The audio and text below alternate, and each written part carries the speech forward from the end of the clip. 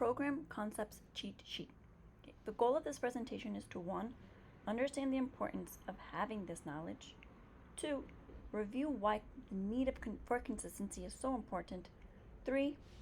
Set your mind at ease. Okay, this may feel like a lot of information, but we do know a lot more than we think, and I'm going to try to connect the dots. All right, we'll begin with a quote.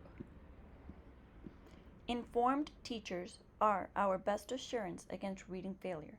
While programs are very helpful tools, programs do not teach. Teachers do. And this comes from Letters Volume 1, page 5. With that being said, let's review another page of the Letters Manual. The challenge of program alignment. Some schools use one program for core instruction and a different program or programs for intervention instruction. These choices can have very real consequences for students. Inconsistent or conflicting routine, scope and sequences, keywords, and corrective feedback are confusing to students who are already struggling to learn. When a supplemental program is used for small group intervention, the sequence of skills should replicate or be aligned with the scope of the core program, or Tier 1 in a response to intervention system, as closely as possible if the target skill is to be taught at that grade level. If alignment of the content and methods is not possible, the student should be removed from the basic skills component of the core program for its instruction in basic reading skills, or to participate in an alternative core program to avoid conflicting skill sequences and terminology. At all costs, do not remove students from the portions of the classroom instruction that include oral language, vocabulary, and read-alouds. So we're really going to concentrate on this top part. We're going to try as best as we can to align our instruction. So there comes this document and the table here. Okay. So a lot of people are trained in Wilson. A lot of people are trained in Orton Gillingham. Those are great programs. BPS has adopted Reading Horizons Elevate. Reading Horizons Elevate is intended to close the gap as quickly as possible. So essentially they're taking 2 years of phonics instruction, right, from first and second grade, and condensing it into 6 units, or they call them chapters. And so this is going to be our core program this year. Teachers, since they've been trained in other programs, they have this knowledge, and so we're going to try our best to really streamline our instruction. There are going to be access people, there are going to be interventionists, there are going to be ELA teachers who are all working with students, and we need to be as seamless as possible. And so the way this table is organized is first by concept, where it is found in the letters. A lot of people are also taking the letters training. This is all aligned with letters. Orton Gillingham, Reading Horizons Elevate, and Wilson. Okay, so the concepts pretty much explain what we're teaching students. Right? So for example, voicing. Orton Gillingham uses the terms unvoiced and voiced. Reading Horizons uses unvoiced and underlining, voiced and zigzag. Wilson doesn't really get into this part of the phonetics. So marking words. On letters, it doesn't really talk about marking words.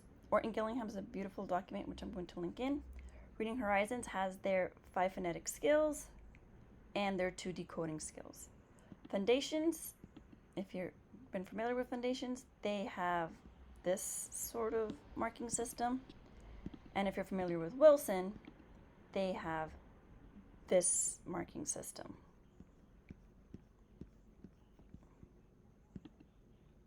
Okay. When it comes to vowels, okay, all the programs use long and short. They also use the breve and the macron. Vowels with nasals, Orton Gillingham calls them nasal blends.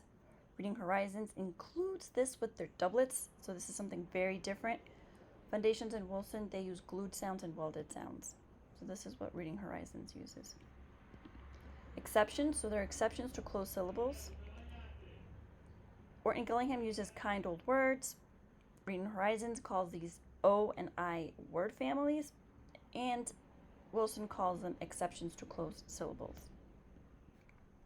2 vowels together. Orton Gillingham calls these vowel teams. Reading Horizons calls them adjacent vowel. Foundations calls them vowel teams. The concept of vowel R. Orton Gillingham calls them R-controlled. Reading Horizon calls them murmur diphthongs. Wilson calls them R-controlled. The letter Y. Here is sort of an explanation on the letter Y from Reading Horizons. Orton Gillingham calls these Y as a vowel. Reading Horizon explains them as the many jobs of the letter Y, because it does have a lot of jobs, as we'll see. Y as a vowel, and it also introduces suffixes. Then vowel consonant E, also known as magic E, bossy E. In Orton Gillingham, these are called vowel consonant E. Reading Horizon calls them silent E. Wilson calls them vowel consonant E. Diphthongs, Orton Gillingham calls them diphthongs. Reading Horizons calls them special vowel sounds. You can see that in their 42 sounds. In Wilson, they are taught as vowel teams and spelling options. Okay, here's some more information about vowels. We're going to keep moving right along. The schwa, all programs call it the schwa, and they're marked the same way with the little upside down E. Next, consonants.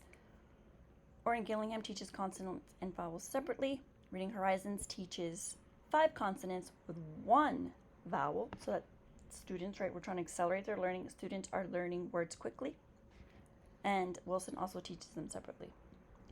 Spelling with C and K. I'm not sure what Orton Gillingham does. Reading Horizons has the chant, K takes I and E, C takes the other 3. And Wilson talks about the different spellings of the K sound. Blends. Okay. Orton Gillingham teaches to underline each blend, while Reading Horizon, and so does Wilson, while Reading Horizon teaches you to scoop. Okay, so this is a little bit more intuitive when it comes to blending. Digraphs. Okay, teaches to underline each sound. Reading Horizons teaches these digraphs. And Wilson also teaches to draw one line under each digraph. Then there are digraph blends. Orton Gillingham teaches them to underline each. Reading Horizons teaches the scoop, and Wilson teaches them to underline the digraph and then the other consonant, because those are 3 letters usually. Doublets. So, Orton Gillingham has the Sammy loves friendly zebra rule. Reading Horizon calls it double SF, also San Francisco rule. The L, the double L like fell, are taught with the nasal sounds. And Wilson has the bonus letter rule. Soft and hard sounds for C and G. Again, they're also known as soft and sound in Orton Gillingham. In Reading Horizons, they call it another sound for C and G. And then Wilson has a more complex system. Words with GH. In Orton Gillingham, they are taught as vowel teams. In Reading Horizons, they are taught as the sound of G and H. And Wilson teaches them as vowel teams and spelling options.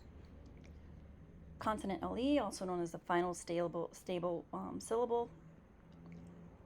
Orton Gillingham teaches it as consonant LE. Reading Horizons teaches it as LE at the end of the word. Wilson teaches it as consonant LE. Then we have silent letters. Orton Gillingham and Reading Horizons both call these more digraphs. Wilson introduces them as new sounds. Okay, double consonants, or also known as rabbit words. All programs teach them to double the consonant. The first one is sort of silent. Spellings with S. In Orton Gillingham, they talk about the other uses for the silent E. Reading Horizons teaches this a little bit separately, so you've got SS, CE, or SE.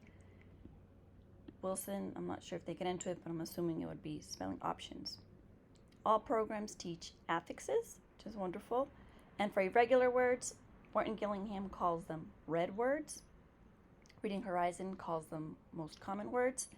And if you'd like to learn more, this document kind of explains the methodology, and it's very similar to the Heartword method. If you're familiar with that, it's sort of when we're teaching the students what part is regular and what part is irregular, and that's the part that they've got to really memorize. And then Wilson, they call them trick words. I didn't see much explanation except they say it, write it, and spell it. All right, so these two documents are based on Reading Horizons. And when I was learning first, I had to make a cheat sheet. So for phonetic skill 1, that is basically when there's a vowel with one consonant, it will be short, also known as the closed syllable. Phonetic skill 2 says the same thing, except if there are two consonants following the vowel will be short, again, closed. Phonetic skill 3, when a vowel stands alone, it will be long. For example, go, I, she, me, be. Phonetic skill 4, when a word ends with a silent E, the preceding vowel will be long. Some examples there. Phonetic skill 5, when vowels are adjacent, the second vowel is silent and the first one is long. So this is very similar to the vowel teams rule or skill. Then they have 2 decoding skills. So most programs teach the 7 syllable types. Reading Horizons is very unique as it kind of simplifies things. So decoding skill 1, if there's only one guardian consonant following the vowel, the consonant will move to the next syllable. So one must run. Decoding skill 2, when a vowel is followed by 2 guardian consonants, the consonants will split. The first consonant will stay in the first syllable, and the second consonant will move on to the next syllable. 2 will split.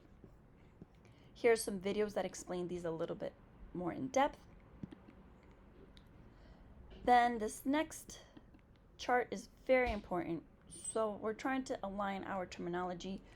If you've been used to working with younger kids, we're moving on to older kids. We're going to try to change our terminology. I'm not going to go through everything, but for example, voice box, older kids, they can say larynx, right? They're more than capable of doing that. If you use the word trick words or heart words, we're going to move and say most common words. And then here we have the kinesthetic cues. Here's a Reading Horizons video. I had to sort of blend these kinesthetic cues with lively letters. I really love lively letters because it's just so visual for kids that really need it. So I'll just go through these very quickly. So A will be apple, and you can read the visual clue there. For short E will be echo. Short I will be itch. Short O, octopus or opera. We're leaning towards opera, but if kids already know octopus, then just stick with what they know. But these are the 2 that we're going to be using. Then for short U is up. Then for sh, it's going to be sh. For ch, it'll be your chin. Or choo-choo if some kids are familiar with that, but let's stick with the chin as much as possible. Then the unvoiced will be for thumb, and the voiced th will be for touching your throat. And for our African American students, these sounds are very difficult. For our Latino students, these sounds are very difficult, so it's important that we really use these kinesthetic cues. Again, F will be fun or fire. V, van, pretend that you're driving a van. Okay, it may sound a little silly at first, but if our kids need this, we're gonna be silly. Any questions, please reach out. I know that we've got this. It seems like a lot, but it'll become very intuitive. And once students see that they're learning, they're going to be more engaged with the lessons. You're going to be more pumped to learn even more. Take care.